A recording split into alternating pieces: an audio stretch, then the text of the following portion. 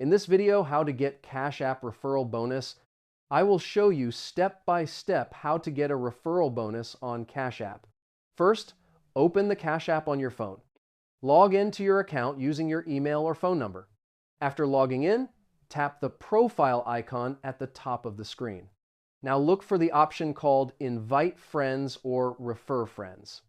Tap this option to access your referral code. You will see your unique referral code or invite link.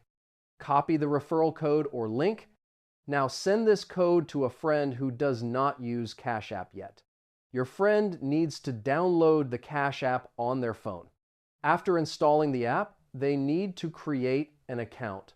During the sign-up process, they must enter your referral code. After that, your friend needs to link a debit card or bank account. Cash App usually requires the new user to send a small payment. For example, they may need to send $5 to another user. After completing the requirements, the referral bonus will be released. The bonus amount will be added automatically to your balance. You can check the balance directly inside the app. The bonus amount may vary depending on the current promotion. This is how you can earn money by inviting friends to Cash App.